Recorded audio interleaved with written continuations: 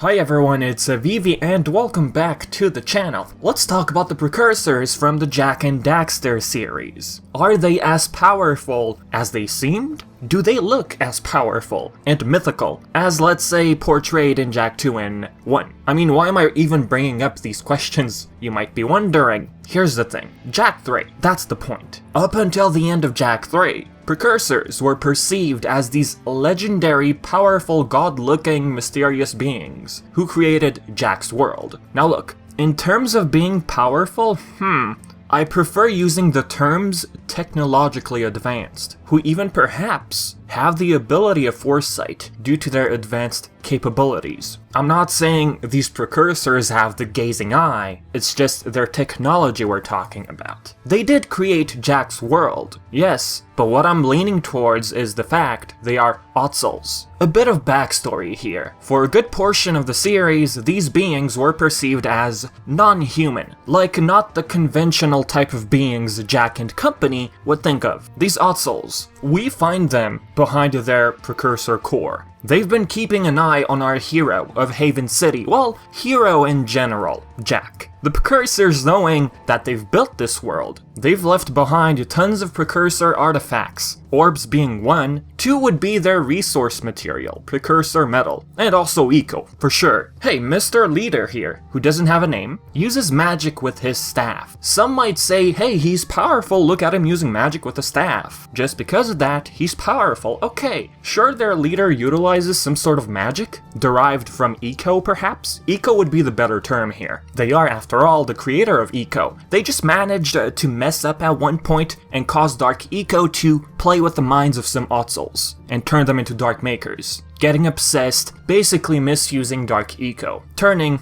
some of their civilization into Dark Makers. They're enemies for years and years, and they still haven't been dealt with, going by the lines we got in Jak 3. Jak, you are the greatest of heroes. You have turned the tide against the Dark Makers, and together we will win this war.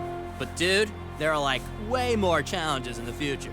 Or was it the past? These Ottsels have always been communicating with Jak via a hologram, or long distance. You'll understand better what I mean by long distance exactly. In Jak 1, the oracles you find, if you give them Precursor orbs, you get a power cell in exchange. There was no actual being behind these oracles. The hologram we saw leave through the rift gate in Jak 2 could have been behind these oracles in Jak 1. The blue aura we notice. These Ottsels have technology which allows their voice to transcend through time via the hologram. If of course the hologram which went through the rift gate is responsible for the oracles in Jak 1. I mean, looking at this scene in Jak 3 shows that these holograms cannot be controlled on their own. They don't have their minds of their own. They're simply technology which allows the voices of the Precursors to be heard from a distance. Those voices are being controlled from a main area, as seen in Jak 3 for example. So basically, they could have technology which allows their voice to transcend through time via a hologram. I mean, if their voices can be heard hundreds of years prior to Jak 2, then surely they have a way of knowing what's happening in the past. This is basically why I used the word foresight in the beginning. For the Precursors to look into the past or future, 1, they don't need a hologram, they have special abilities, or 2, they need a hologram, either in the past or be it the future. If they send this hologram to whichever timeline they desire, they have the capability of knowing what's happening in that said timeline. Another scenario would be they were present in their ship, hiding and watching Jak from nearby in Sandover Village. This scenario would nullify them knowing what goes on through time. The only way to find out what's happening in the past or the future is to them to physically travel there. They can time travel, but they wouldn't know what's going on in other timelines. But still, this scene in Jak 2, why is a hologram going through the rift gate? That thing is time traveling for sure. Why do so if you can simply time travel to the past to keep an eye?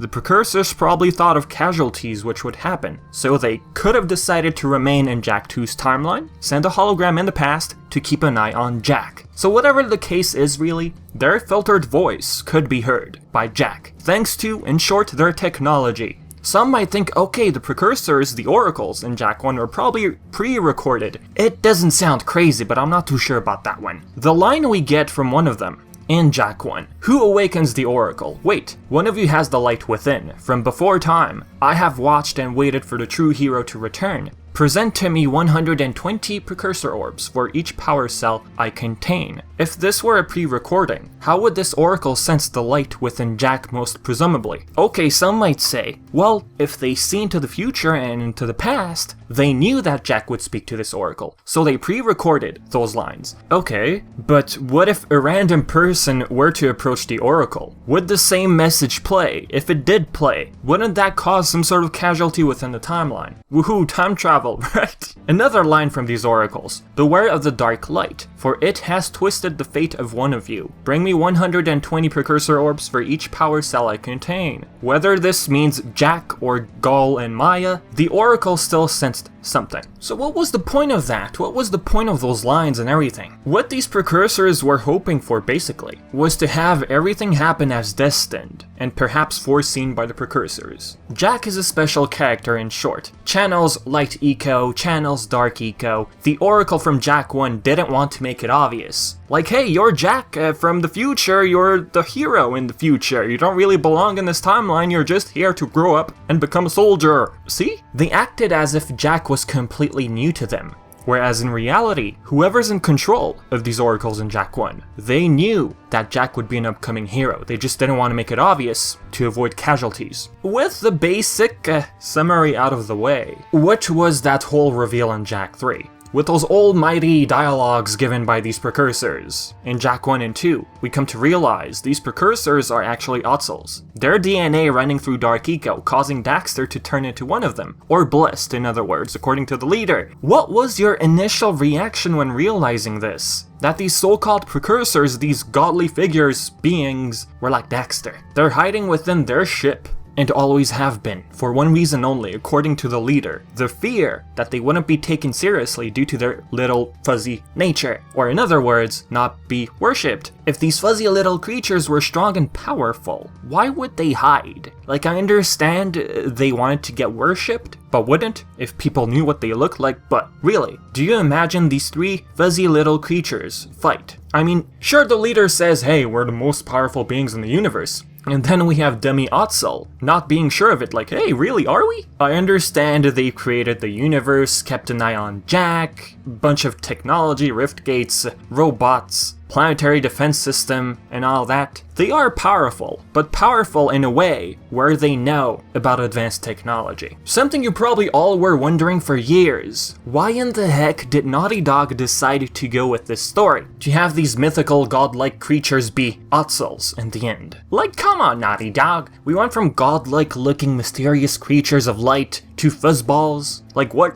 I, for one, loved this plot twist. There's probably two sides. You either loved it, or you just hated the idea. Like, sure, they seemed godlike prior, but it does feel cliche, really. Maybe some of you prefer the whole cliche story, okay. But I found this hilarious, especially that look we get from Vigor and Jak. I don't know if you remember about the developer's commentary part in Jak 3, which you can find under the secrets section. Well, about that, one of the guys who worked at Naughty Dog, who worked on Jak 3 technically, explained that their creative director, Dan Ari, who by the way left Naughty Dog in 2007, came up to the team and told them, hey, I want the Precursors to be Ottsels. The person who was explaining the story basically said that they loved it. Here's their exact quote. And if I'm not mistaken, this person was one of the animators of Jak 3. This part was a lot of fun to animate. Everybody's little reaction takes to what the Precursors really are. And frankly, I'd kind of like to be in the living rooms or parents' basements of America watching when a lot of people who've played the series before see the Precursors for the first time. Because I imagine we're gonna get just as many people who like the idea as just as many people who think it's the dumbest thing they've ever seen. Personally, myself, I was sold on it from day one, because I'm a little tired of the cliche of, you know, the gods being these great wonderful beings of light, you know, come down from high on, and you know, that's just, I think that's what everybody was expecting us to do, and they actually have them all Ottsels like Daxter. You know, some people may think of it as a cop-out, but I